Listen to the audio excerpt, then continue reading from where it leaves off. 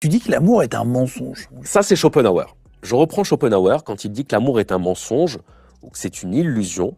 En fait, il explique que quand on aime quelqu'un, on croit qu'on aime la personne parce qu'elle a quelque chose de spécial, parce que, je sais pas, elle est faite pour nous. Parce qu'elle est belle, parce qu'elle est beau, Oui, parce qu'elle nous réconforte. En tout cas, parce qu'elle répond à un certain nombre de critères qui sont les nôtres. Ouais. Et c'est vrai.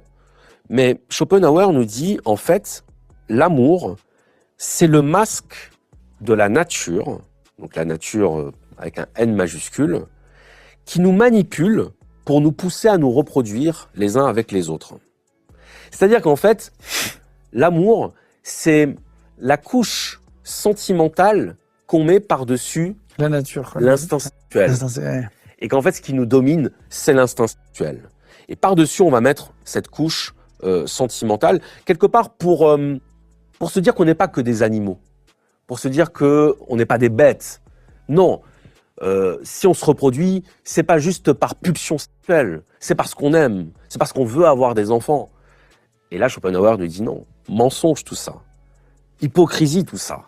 On reste des animaux, mais simplement on invente des fictions qui nous permettent d'accepter notre animalité en la dissimulant. Tu vois, on recouvre. D'ailleurs, il y a plein de mots comme ça dans le champ lexical de la culture qui sont des mots associés à l'idée de recouvrement. Tu vois, la coutume, par exemple, étymologiquement, ça veut dire costume. Donc c'est ce qui habille, habitude. Tu vois, c'est l'idée de recouvrement. Selon l'idée que la nudité, c'est l'animalité. Non, on recouvre les choses. Donc quand on voit, par exemple, les tenues de mariée, c'est magnifique, les tenues de mariée, ces belles robes, ces beaux pantalons, c'est magnifique. Mais sauf qu'on oublie que la finalité, c'est la chambre à coucher. C'est la nuit de noces. Autrement dit, c'est l'acte sexuel, la finalité du mariage. Tout ça ne sert qu'à préparer l'acte sexuel. Tu vois ? Et donc, c'est du folklore, c'est de l'habillage culturel pour nous faire oublier que la finalité, c'est de se reproduire parce que c'est de perpétuer la vie. LGBT+, sont devenus une des cibles privilégiées des pouvoirs autoritaires. Vous avez 3 catégories de pays dans le monde. Vous avez les pays qui pénalisent les personnes LGBT+, les homosexuels, les personnes trans.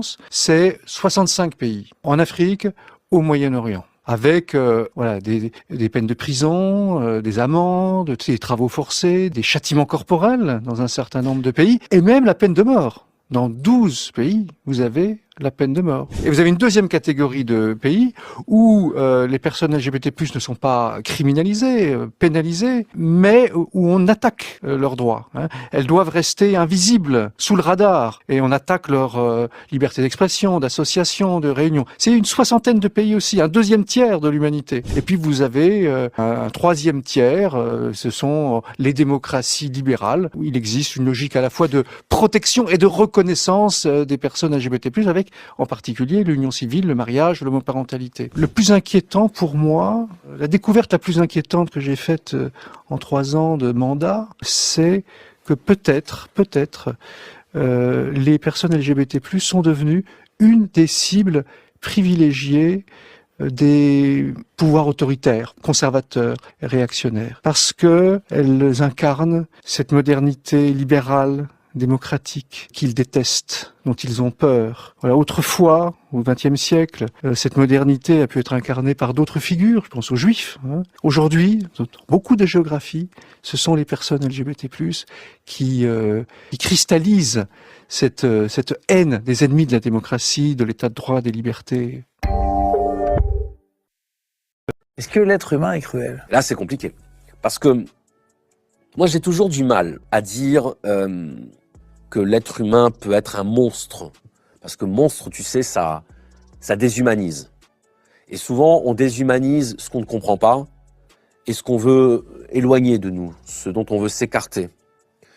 Mais il y a des comportements monstrueux. Les comportements monstrueux, ce sont les comportements qu'on n'arrive pas à concevoir, qu'on n'arrive pas à supporter, qu'on n'arrive pas à vouloir essayer de comprendre. Tu sais, quand des meurtriers, des tueurs en série, des psychopathes commettent des crimes abominables, si tu as quelqu'un qui arrive pour faire leur avocat et nous expliquer qu'en fait, ça vient de leur enfance, ça vient de leur éducation, ça vient de leur traumatisme. Je pense que ça ne suffira pas à ce qu'on ait envie de savoir pourquoi. Je pense qu'on se dit non, je ne veux pas le savoir. Et c'est ça qu'on appelle le monstre.